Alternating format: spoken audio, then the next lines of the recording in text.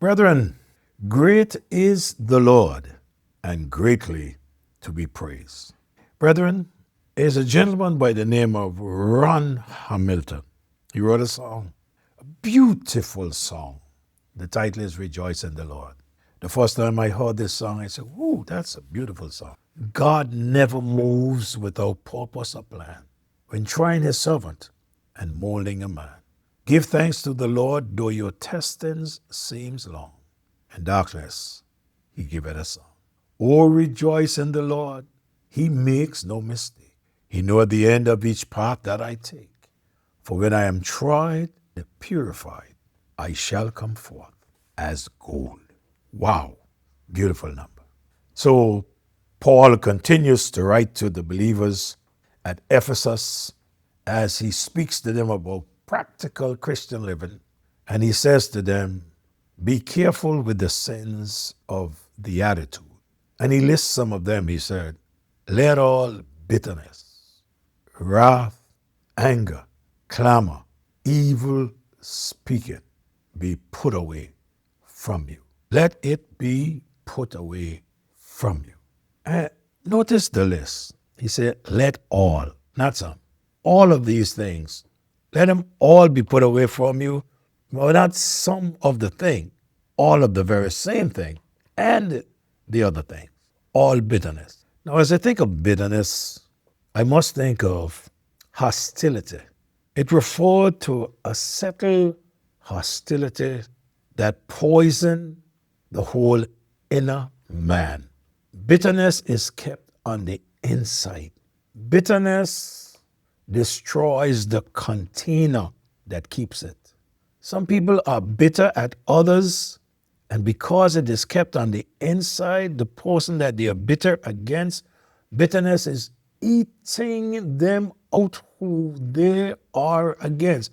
And the person who they are against don't even know that they are bitter or they are being eaten out by bitterness. So it's a poison that poisons the whole inner man. But bitterness leads to wrath. Bitterness leads to wrath. That is an outward expression of an inward feeling. One could look at one's face at times and see something is not going on. Wrath is that outburst of anger. So he said, let all bitterness and wrath. Wrath and anger, the next one is anger, leads to brawling or clamor or blasphemy, evil speaking or slander. That's what it is. And then he speaks of malice. This speaks of evil in general or mental murder. All of these must be put away.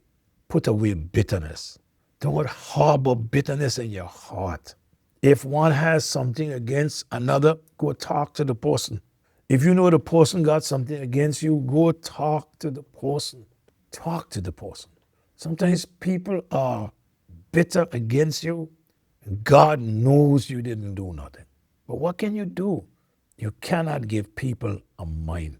But those of us who want the Word of God to mature us, to help us, we would see what the Word of God says and remove it. So he replaced all of verse 31, bitterness, wrath, anger, clamor, evil speaking. He said replace all of that with verse 32. Now, when we replace it with verse 32, what verse 32 says? Be kind one to another, tenderhearted, forgiving one another, even as God for Christ's sake had forgiven you. He said, be kind. Oh, the world will be a better place if we had more kind people. People who think kind, who share kind words. Oh, when we are kind to one another. And even the person is not kind, it teaches the person how to be kind. One may say, that's using me. I ain't letting nobody use me. Hey, all of us are using somebody. We all use the Lord to forgive us of our sins. He said, be tender-hearted one towards another. Don't develop a hard heart towards another brother. It is a need, and you can help. Help with that need. Be tender-hearted one of another. Be forgiven one another. Oh, he said, forgiving one another. If you ever need forgiveness, then you need to forgive. Forgive one another. Oh, anybody offend you? Remember, you have offended and will offend. Let's forgive. Some people seems like they have a problem with forgiveness. And then he says, even as God for Christ's sake has forgiven you. In other words, do it for Christ's sake. Why should I do it? He said, do it for Christ's sake. Kindness, this is a characteristic of God. He said, love your enemies, do good, and lend, hoping for nothing again. And your reward shall be great, and ye shall be the children of the highest. For he is kind unto the unthankful and to the evil. God did not love us, choose us, or redeem us because we are deserving of it, but because of his gracious kindness towards us. I am so glad that God is a kind and loving God.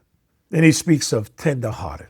This has to do with being compassionate. This comes from deep within. Forgiving each other. This is the basic reflection of Christ-like character. In Matthew 18, watch what the scripture says, verse 21 to 35.